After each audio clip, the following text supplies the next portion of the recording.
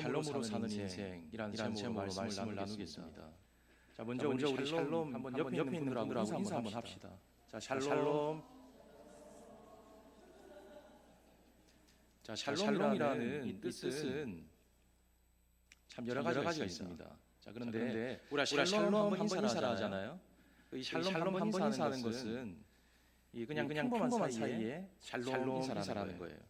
자, 거기에서 조금 더 가까운 사이다. 그러면 샬롬 이렇게 인사하는 거예요.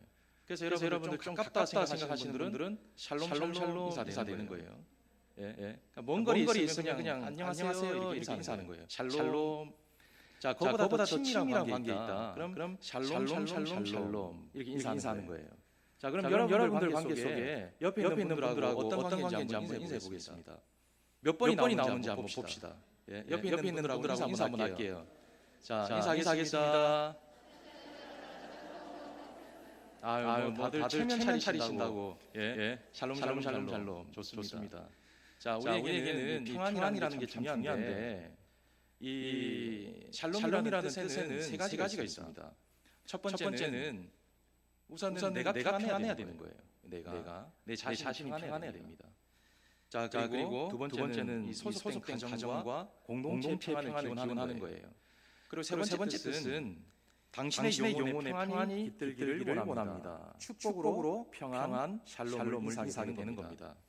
자, 그런데 이렇게 우리가 샬롬이라고 인사를 하게 되는 이유가 무엇인가를 한번 생각해 보아야 됩니다.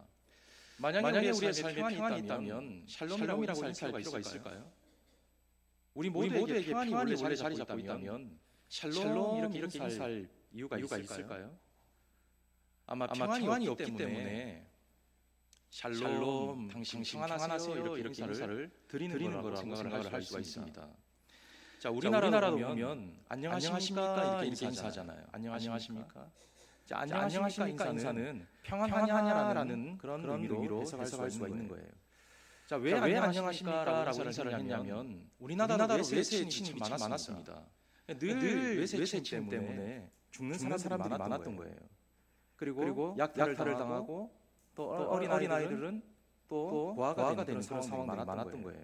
자, 그러다 보니까 그런 상황에서 늘 인사하는 것 가장 처음 인사할 수 있는 것이 당신 평안하십니까? 라고 인사할 수 있는 그런 의미가 있다라고 생각할 수가 있는 겁니다. 누구에게나 평안을 가장 원하고 평안한 그런 의미를 부여할 수 있다고 볼 수가 있는 겁니다. 여러분 지금 전 세계에 이 핵 보유량이 엄청나다고 합니다. 핵 보유량. 지금 북한도 핵을 가지고 있다고 하죠. 그리고 러시아도 지금 우크라이나와 전쟁 중에 있지만 핵을 가지고 위협합니다. 미국도 핵이 있고 중국도 핵이 있고 여러 수많은 나라들이 핵을 가지고 있어요. 그런데 이 핵의 보유량이 전 세계에 얼마만큼 있느냐? 이 지구를 만 한 번 파괴할 수 있는 양을 가지고 있다고 해요. 지구를. 여러분 지구 전체를 만 한 번 파괴할 수 있는 어마어마한 양을 보유하고 있다. 그렇게 예측하고 있습니다. 지금도 수많은 사람들은 굶어 죽고 있습니다. 지금도 화재 사건, 교통사고, 기근과 전쟁, 지진, 홍수, 수많은 불안감, 초조함을 가지고 살아가는 시대가 오늘날 이 시대라고 볼 수가 있습니다. 이런 뿐만 아니라 가정도 마찬가지예요. 제가 지난 대민교회 있을 때 한 부부 집사님이 교회를 오셨다가 가신 거예요. 주차장까지 오셨다가 가셨다는 거예요. 그래서 제가 물어봤습니다. 집사님, 교회 왔다가 왜 그냥 가셨어요? 무슨 일 있으셨어요? 그러니까 오는 내내 부부싸움을 했대요. 오는 내내 부부싸움하다가 결국에 주차장에 주차하는 순간 그냥 집에 갔다는 거예요. 부부싸움 한 번도 평안을 깨뜨린다는 거예요. 예배도 없다는 거예요. 지난주에 집사님 한 분이 찾아오셨어요. 뜬금없이 오셨더라고요. 오셔가지고는 내리자마자 오시는 거예요. 대성통보를 합니다 저한테. 내가 뭐 잘못했나 싶어가지고 깜짝 놀랐어요. 타교인이 있어요. 타교인. 그래서 목사님이 너무너무 보고 싶어가지고 왔다는 거예요. 그러면서 하는 말이 어제 아내의 장례를 치르고 왔습니다. 그러는 거예요. 저는 깜짝 놀랐어요. 왜 저한테 얘기 안 하셨어요 하니까 아이 뭐 한다고요. 그냥 조촐하게 치렀습니다라고 얘기하는 거예요. 아내의 장례를 치르고 왔는데 너무너무 가슴이 아픕니다라고 얘기하는 거예요. 그래서 제일 먼저 목사님 생각이 나왔다는 거예요. 그러면서 하는 말이 아내가 아픈 몇 년 동안 너무 고통스러웠대요. 너무너무 힘들고 너무너무 평안이 없는 생활을 했답니다. 여러분 아픈 사람이 있는 가정을 보면 이 평안이 있을 수 없는 부분들이 참 많습니다. 그래서 한 번은 아내가 집을 나가려고 하는 거예요. 그래서 팔에 보니까 흉터가 너무 많은 거예요. 집사님 흉터가 너무 많습니다 하니까 영광이 흉터입니다라는 거예요. 알고 보니까 집사님이 늘 밖으로 나가려고 할 때에 집사님 못 나가게 막은 거예요. 그러면 안 된다고. 그때 발버둥을 치는 거예요. 나가겠다고. 그러면서 온몸에 흉터를 낸 겁니다. 그래서 집사님의 영광의 흉터라고 얘기를 하는 거예요. 근데 그때에 단 하루도 편안한 날이 없었대요. 단 한 시간 편안한 시간이 없었대요. 아픈 이후의 시간이. 딸이 있는데 딸도 그러는 거예요. 우리 엄마 아닌 것 같아. 우리 엄마 아닌 것 같아. 무서워. 아빠 너무 무서워. 힘들어. 그렇게 얘기를 했다는 거예요. 그 기간 동안 평안도 없고 즐거움도 없고 내 엄마가 아닌 것 같고 내 아내가 아닌 것 같은 그런 절망 속에 있었던 시간들이 있었다고 얘기합니다. 그러면서 오늘 목사님을 만나니까 너무너무 좋다는 거예요. 너무너무 좋으면서도 한편으로는 너무너무 미안하다는 거예요. 나 혼자 이런 평안을 누려도 될까? 이제 내게 오는 이 평안을 내가 누려도 될까? 그러한 죄책과 미안함 때문에 너무너무 아내에게 미안하다는 얘기를 듣게 되었습니다. 여러분 오늘도 누군가는 싸웁니다. 누군가는 이혼합니다. 누군가는 죽습니다. 누군가는 절망에 빠져 있습니다. 누군가는 사업이 어려움을 만납니다. 누군가는 사람들로 인해 고통 속에 살아가는 사람들도 있습니다. 수많은 문제 속에 평안을 잃어버리는 자들이 너무 많다는 거예요. 평안이 지속되기를 바라지만 그러지 못하는 삶을 살아갈 때가 참 많습니다. 여러분 하나의 문제가 해결되면 그것이 끝나는 것이 아니라 또 다른 문제가 생겨요. 오늘 이 문제가 해결되고 나면 내일 또 다른 문제 때문에 내 삶을 엉망으로 만드는 경우가 많습니다. 힘들게 하는 경우가 많아요. 그래서 우리가 기억할 것이 무엇이냐? 내가 노력한다고 평안을 얻을 수 있는 것이 아니라는 거예요. 내가 힘쓴다고 영원한 평안을 가질 수가 없다는 거예요. 내가 평안하고 싶다고 평안할 수 있는 문제가 아니라는 겁니다. 그래서 오늘 말씀을 통해서 우리가 생각할 것은 바로 하나님 안에 거할 때에 주님 속에 내가 있을 때에 진정한 평안을 누릴 수가 있다. 그렇게 말씀하고 있는 거예요. 결국 결론은 하나님의 손에 달려있는 것이 평안이다라고 말하고 있는 것입니다. 자, 사무엘상 7장 4절 말씀을 보면 블레셋 사람들이 이스라엘에게서 빼앗겼던 성읍이 에그론부터 가드까지 이스라엘에게서 회복되니 이스라엘이 그 사방 지역을 블레셋 사람들의 손에서 도로 찾았고 또 이스라엘과 아모리 사람 사이에 평화가 있었더라. 그렇게 말씀하고 있어요. 자, 여기에 보면 특징이 있습니다. 이스라엘이라는 나라는 평안을 누릴 수 있는 민족이 아닙니다. 가까이 있는 블레셋이 있어요. 그리고 근처 주변 국가들에게는 아모리와 아말렉이 있습니다. 늘 그들 때문에 고통스러운 삶을 살았습니다. 자, 그런데 그들이 평안을 누릴 수 있다라고 말하는 비결이 있어요. 12절 말씀에 여호와께서 여기까지 우리를 도우셨다. 그렇게 말씀하고 있어요. 자, 13절 말씀에 여호와의 손이 사무엘이 사는 날 동안에 블레셋 사람들을 막으시매라고 말씀하고 있습니다. 자, 여기서 말하고 있는 정답이 뭘까요? 우리의 힘과 우리의 능력으로는 절대 평안을 누릴 수 없지만은 하나님께서 도우시고 하나님께서 그 삶에 개입을 하시면 우리의 진정한 평안을 누리며 살아갈 수 있다라는 것을 말해주고 있다는 거예요. 이 땅의 평안은 깨질 수밖에 없습니다. 오늘도 즐거운 마음으로 예배왔지만 사람 한마디 때문에 평안이 깨질 수 있는 거예요. 그래서 우리는 이 사회에 영원한 평안이 없고 절대적인 평안이 없다는 것을 늘 기억할 수밖에 없습니다. 자, 그런데 오늘 주님이 주시는 평안은 세상과 다르다고 말하고 있습니다. 근심할 필요도 없고 두려워할 필요도 없다. 자, 그래서 27절 말씀에 함께 읽어보겠습니다. 자, 27절을 봅니다. 시작. 평안을 너희에게 끼치노니.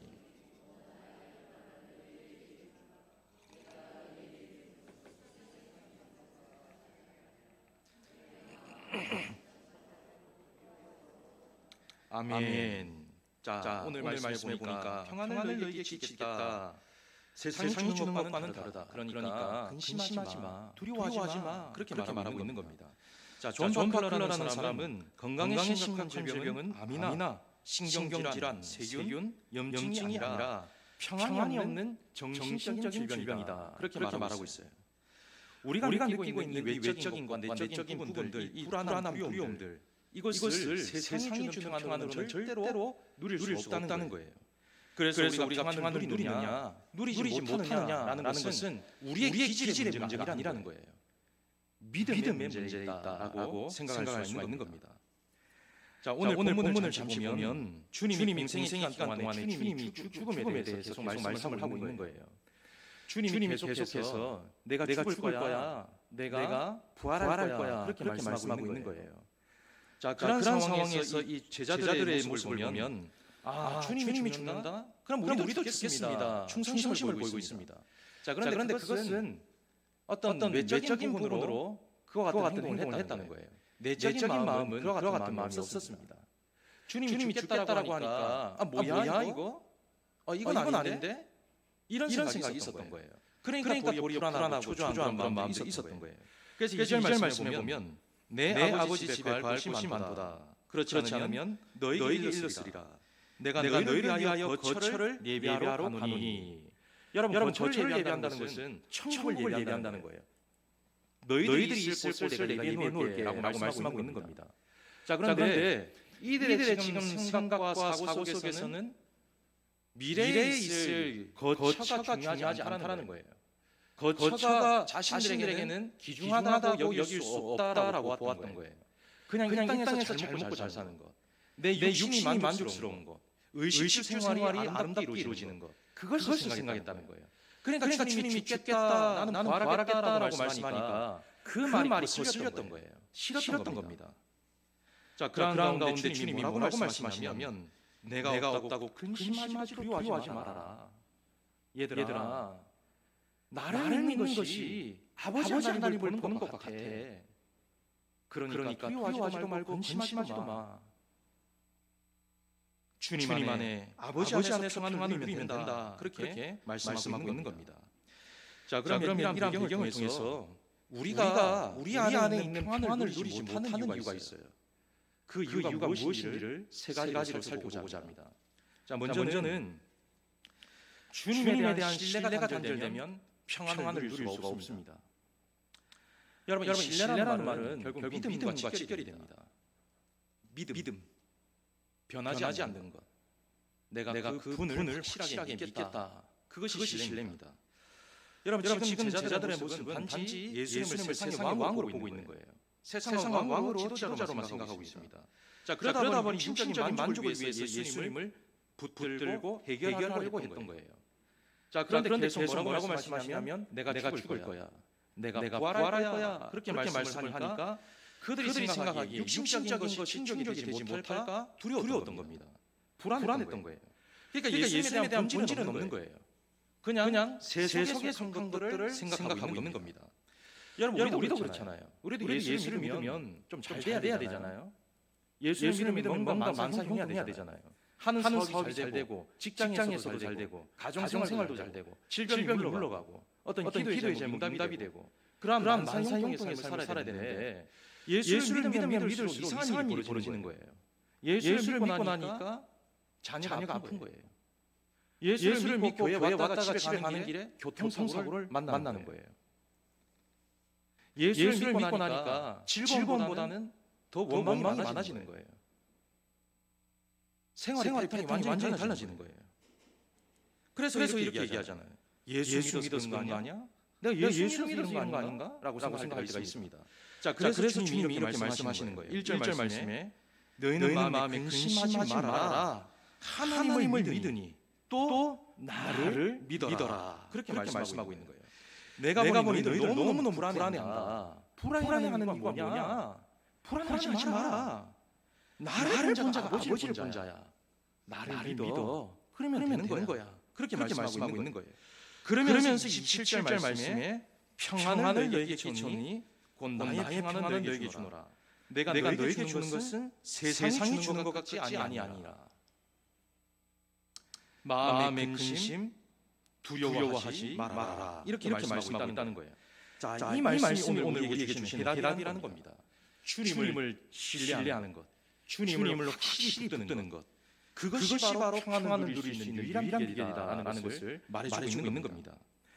여러분 신앙생활이라는 것은 아주 작은 부분까지 믿음과 직결되어 있어요. 신앙의 연수, 모태신앙, 기도생활, 성경 열독백도 중요하지 않습니다. 중요하지 않아요. 가장 중요한 것은 아주 작은 문제 앞에서도 내가 얼마만큼 하나님을 신뢰하느냐, 하나님에 대한 마음이 있느냐, 그것이 중요한 거예요. 여러분 말씀해 보면 위대한 인들이 많잖아요. 그들이 다 완벽한 사람들이 아니었어요. 근데 그들이 하나님 앞에 인정받았던 것은 바로 신뢰의 모습이었어요. 하나님을 전적으로 신뢰하는 자를 하나님이 기뻐하신다는 것을 보여주고 있는 거예요. 그래서 아주 작은 문제 앞에서도 하나님을 향한 신뢰가 바탕이 될 때에 평안함을 누리며 살아갈 수 있다. 그렇게 말할 수가 있는 겁니다. 자, 길을 하시는 하나님이라는 책을 쓴 폴 트리니에라는 분이 있습니다.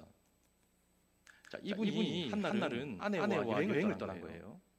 여행을 떠났는데 여행을 도착하자마자 아내가 죽습니다. 갑자기 죽어요.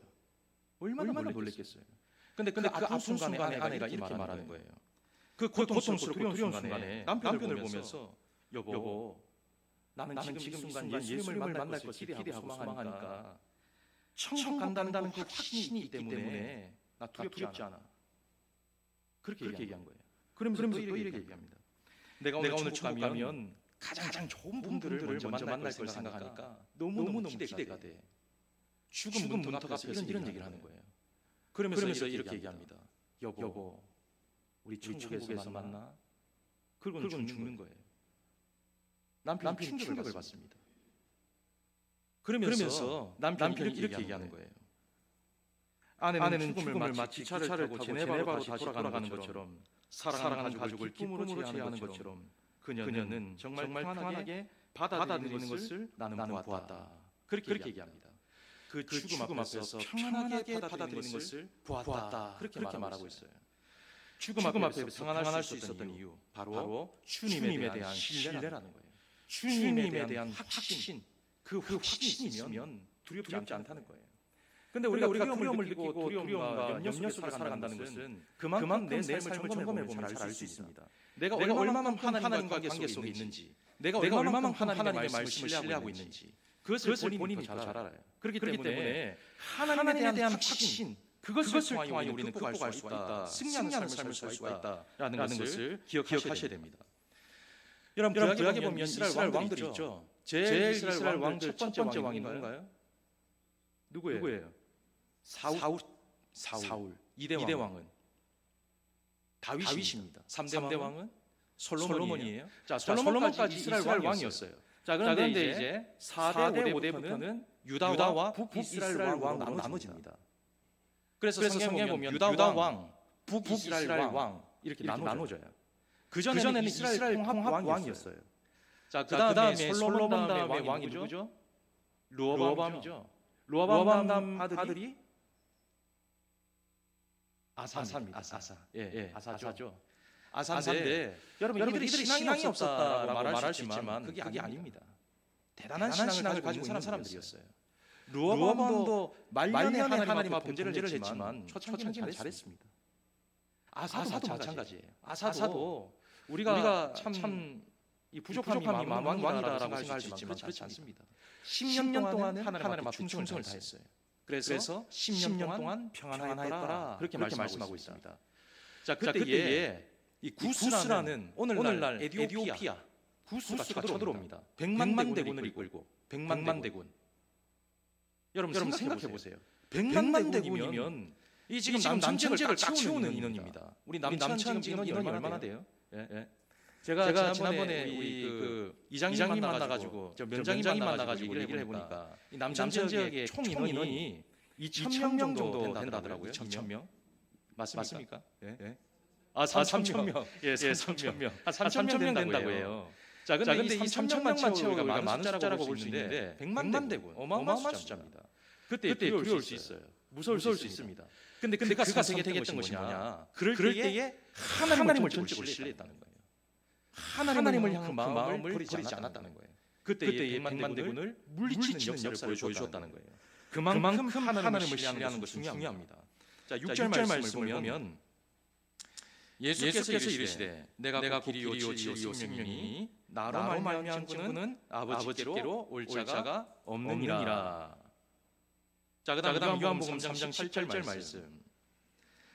그를 믿는 자는 심판을 받지 아니하는 것이요 믿지 아니하는 자는 하나님의 독생자의 이름을 믿지 아니하므로 벌써 심판을 받은 것이니라 라고 말씀합니다. 자, 오늘 이 본문의 말씀 6절 말씀 또 요한복음 3장 7절 말씀 이것을 신뢰하는 사람 내가 곧 길이요 진리요 생명이니 나로 말미암지 않고는 아버지께로 갈 자가 없느니라. 이 말씀을 신뢰하는 사람 심판을 받지 않을 것이요 하나님의 독생자 이름을 믿지 아니하고 심판을 받을 것이다 라는 말씀을 신뢰하는 사람 하나님께서 평안을 주시고 형통을 주시고 승리를 허락해 주신다. 그런 삶을 살 수 있다는 거예요. 자, 잠언 16장 20절 말씀. 자, 한번 같이 읽어보겠습니다.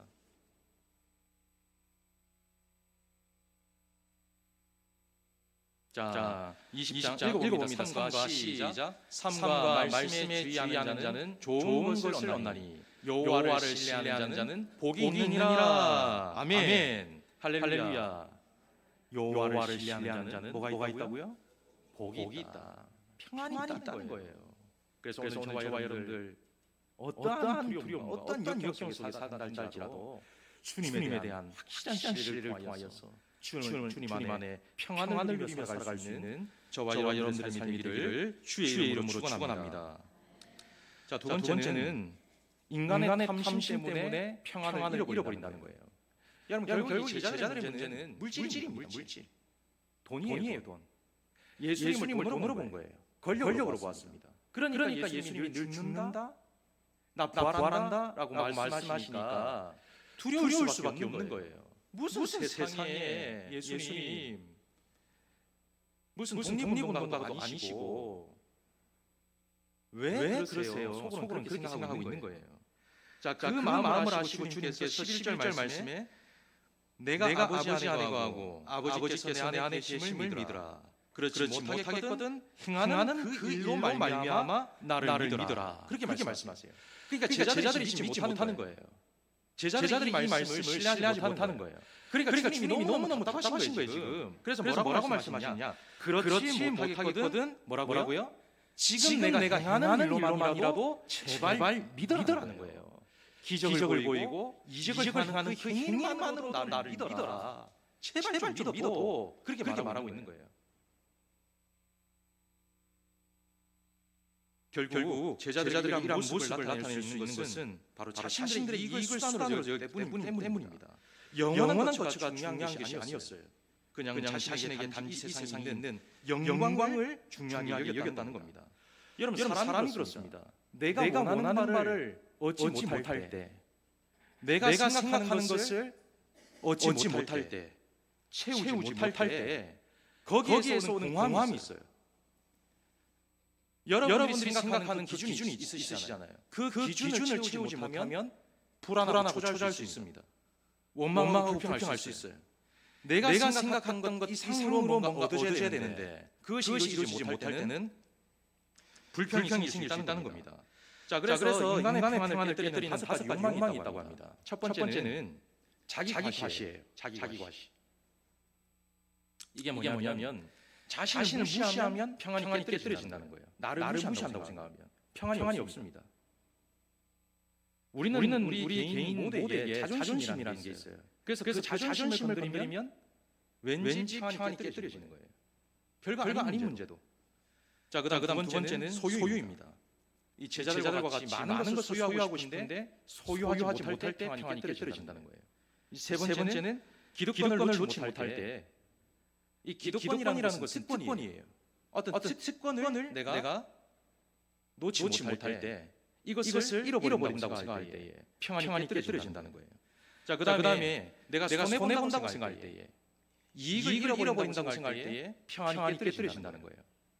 마지막 다섯 번째는 지나친 민족애가 있을 때 평안이 깨뜨려집니다. 히틀러 같은 그런 인물이 나타날 때에 민족을 사랑했죠. 근데 잘못된 민족애를 가지니까 온 국민이 평안이 깨뜨려지는 거예요. 그러한 인생을 살 수 있다는 거예요. 그러니까 이러한 욕망을 자리 잡게 되면 평안이 깨뜨려진다는 거예요. 자, 그래서 프랭클린은 이렇게 얘기합니다. 탐심은 항상 근심과 불안을 동반한다. 자, 그래서 우리 그리스도인들이 중요하게 여길 것이 뭐냐면 권리를 포기할 줄 알아야 된다는 거예요. 내 권리를 좀 내려놓을 수 있어야 됩니다. 때로는 내 권리를 내려놓으면 자존심이 상할 수 있어요. 그리고 뭔가 많은 것을 잃어버린다고 생각할 수 있습니다. 자, 그럼에도 불구하고 우리는 내 기득권, 내 기득권, 내가 가지고 있는 권리, 그것을 내려놓을 수가 있어야 한다는 거예요. 그것을 내려놓고 나면 더 큰 값진 것을 우리가 얻으며 살아갈 수가 있다는 것입니다. 자, 그래서 27절 말씀에 나의 평안을 너에게 주노라. 내가 너에게 주는 것은 세상이 주는 것 같지 아니하니라. 세상이 주는 것은 늘 불안하고 두렵지만 주님이 주시는 평안은 그 속에 평안이 있다. 그렇게 말하고 있는 것입니다. 내 것을 좀 내려놓으면 평안한 삶을 살아갈 수가 있게 되는 것입니다. 탐욕을 좀 버리면 평안한 삶을 살아갈 수가 있게 되는 것입니다. 그래서 오늘 저와 여러분들은 내 기득권, 내가 가지고 있는 물질, 내가 가지고 있는 어떤 특권들 내려놓음으로 주님이 주시는 진정한 평안을 누리며 살아갈 수 있는 복된 인생들이 되기를 주의 이름으로 축원합니다. 자, 마지막 세 번째는 환경의 압박을 받으면 평안이 깨뜨려질 수 있다는 거예요. 여러분, 새 중에 울세라는 새가 있습니다. 울세가 있어요. 자, 앞에 화면을 보시면 이 새가 아주 작습니다. 여러분, 참새 보셨죠? 참새만큼이나 더 작아. 요만한 새인데 요 새가 특징이 있어요. 뭐냐면 요 새는 자, 눈을 보세요. 눈이 좀 부리부리하잖아요. 예. 눈이 저렇게 작은데 저 작은 눈으로 절대 어떤 위협이 가해져도 깜빡거리지 않는데요. 신기하잖아요. 예. 우리 권사님들, 우리 집사님들 마치고 저하고 눈만 마주쳐도 깜빡거리시는데 예. 쉽지 않아요, 이게 깜빡거린다는 게. 안 깜빡거린다는 게. 근데 저 새는 절대 깜빡거리지 않는데요. 어떤 위협이 가해져도. 자, 근데 이 특징이 뭐냐면 어릴 적부터 높은 곳에 올라가서 어머니의 보호 속에 살아가는데 그 보살핌 속에 살아가요. 그러다 보니까 어떤 환경 속에 오는 압박감도 절대 받지 않는다고 해요. 대단하죠. 저는 이 작은 새를 통해서 깨달은 것이 있어요. 뭐냐면 저 작은 새도 어떤 위협과 압박이 와도 넘어지지 않는데 나는 뭔가 우리 정말 부족하다, 연약하다. 그것을 깨닫게 된 거예요. 그러면서 하나님의 마음을 생각해 보았어요. 하나님이 가장 창조하시기 아름답게 보신 것이 사람이잖아요. 인간. 우리를 가장 아름답게 창조를 하셨는데 그 사람을 통하여 일하기를 원하시고 역사하기를 원하시는 하나님 아버지, 우리 아버지시잖아. 그 아버지가 지금 저와 여러분들을 보호하고 계시다는 거예요. 저와 여러분들과 함께하고 계시다는 거예요. 저희 인생, 여러분들의 인생을 늘 붙들어주고 계시다는 거예요. 그것만 생각해도 충분히 모든 압박을 이겨낼 수가 있는데 압박에서 무너진다는 거예요. 조금만 압박 가해도 물질의 압박, 가정의 압박, 어떤 환경의 압박, 조금만 압박만 가해줘도 넘어진다는 거예요. 불편이 생기고 원망이 생긴다는 거예요. 그런데 저 작은 새는 어떤 압박을 가해도 절대 흔들리지 않는다는 거예요. 우리는 그러한 점을 배워가야 한다는 거예요. 우리 하나님은 절대 우리의 삶을 그냥 내버려두지 않은 분이신데 하나님 한 분만으로도 충분히 우리는 그 압박을 이겨내며 살아갈 수 있다는 것입니다. 그래서 주님이 말씀하시는 거예요. 너희가 나를 배반할 거야. 너희가 나를 파는 자가 나올 거야. 라고 말씀하시니까 염려할 수밖에 없습니다. 그때 주님이 말씀하시잖아요. 내 안에 거해. 내 안에 거해. 내가 너희 안에 거할 테니까. 그러면 너희들 평안을 누릴 수가 있는 거야. 그렇게 말씀하고 있는 겁니다. 그래서 27절 말씀을 다시 한번 봅니다. 27절 말씀이 참 중요해요. 우리 다시 한번 다 같이 읽어보겠습니다. 시작.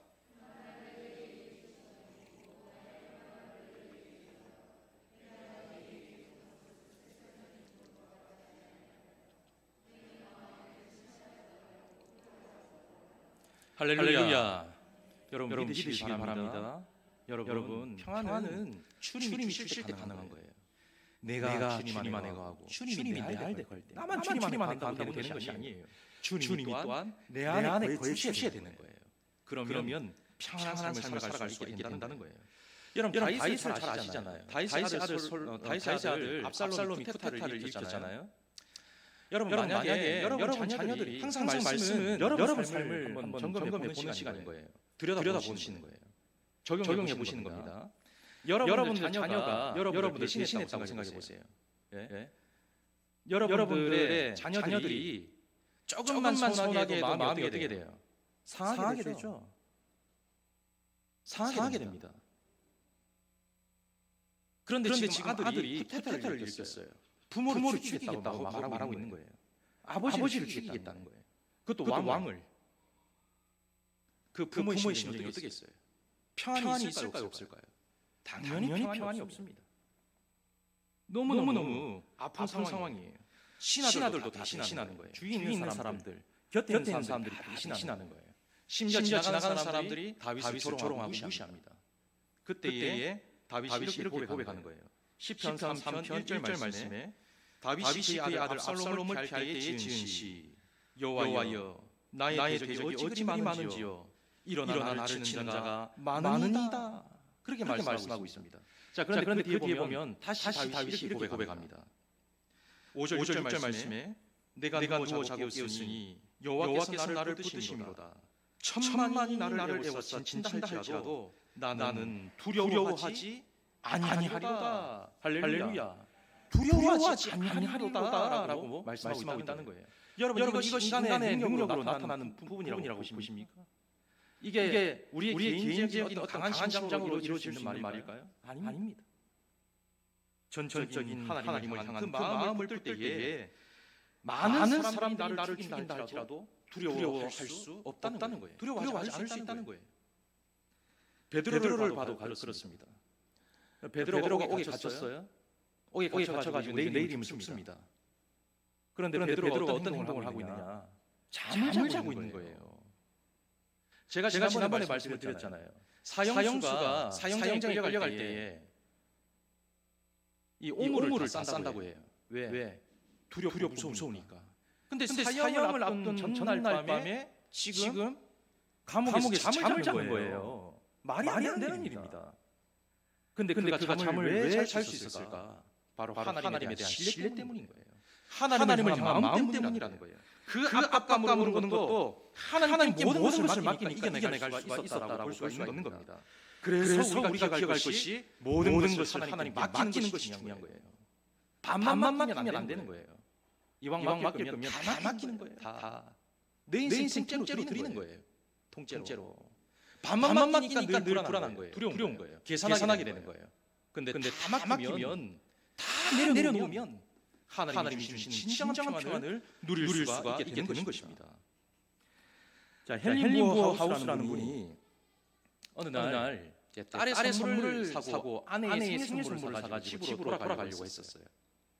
그래서 이 선물 가게에 들어가서 아내의 생일 선물을 고릅니다. 그리고 딸의 선물을 골라요.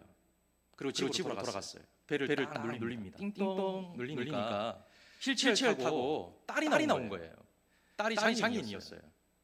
그래서 아빠의 손에 들린 것을 딱 보고는 아빠 뭐야? 묻는 거예요.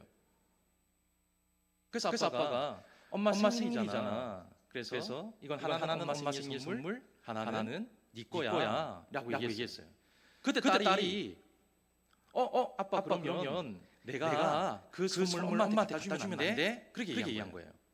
근데 그때의 집 구조가 1층, 2층으로 돼 있는 거예요. 우리 사택처럼 1층, 2층. 1층, 2층으로 되어 있는데 보통 집이 구조가 서양집은 1층은 거실, 부엌으로 되어 있고 2층은 침실로 되어 있는 거예요. 그래서 엄마가 침실에 있었던 거예요. 근데 계단이 있잖아요. 2층에 올라가려면. 근데 이 딸이 어떻게 그걸 가져갈 수 있을까? 염려가 되었던 거예요. 딸이 어떻게 그걸 가져가 줄 수 있다고 갖다 준다고 말할 수 있을까? 아빠가 근심이 되었습니다. 그래서 머뭇거리고 있는데 딸이 눈치챈 거예요. 아빠, 내가 갖다 줄게. 엄마한테 내가 가져다 주고 싶어. 이렇게 얘기한 거예요. 그래서 아빠가 눈치 보면서 묻습니다. 얘야, 너는 지금 휠체어를 타고 있잖아. 근데 무엇 때문에 어떻게 네가 갖다 줄 수가 있어? 라고 얘기한 거예요. 그때 딸이 이렇게 얘기하는 거예요. 아빠, 아니 선물은 내가 가지고 아빠가 나를 안으면 되잖아. 그렇게 얘기한 거예요. 간단한 이론이잖아요. 그때 아빠가 깨달아요. 내 딸이 나를 전적으로 신뢰하고 있구나. 눈물을 흘린 거예요. 그걸 깨닫고 나니까. 사랑하는 내 딸이 전적으로 나를 신뢰하고 있구나. 나한테 내 삶을 맡기고 있구나. 그걸 깨닫게 된 거예요. 여러분 그런 것처럼 우리 인생을 주님께 맡기는 것이 중요합니다. 모든 것을 맡기면 하나님이 나를 안아주시는 거예요. 나를 데리고 2층으로 올라가 주시는 거예요. 자, 히브리서 13장 6절 말씀을 보면 그러므로 우리가 담대히 말하되 주는 나를 돕는 이시니 내가 무서워하지 아니하겠노라. 그렇게 말씀하고 있어요. 자, 오늘 우리 장로님이 기도하실 때에 그 기도가 참 인상적이었어요. 내 마음을 다해. 내 마음을 다해.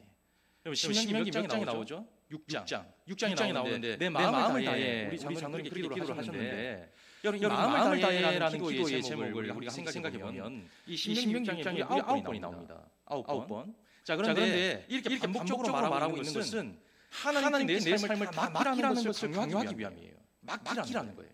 마음을 다해. 하나님께 맡겨. 아버지께 맡겨.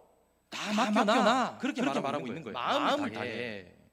그러면 하나님께서 우리의 질병과 우리의 인간관계와 우리의 농사와 우리의 모든 물질과 자녀도 하나님께서 지켜주신다라고 말하고 있는 것입니다.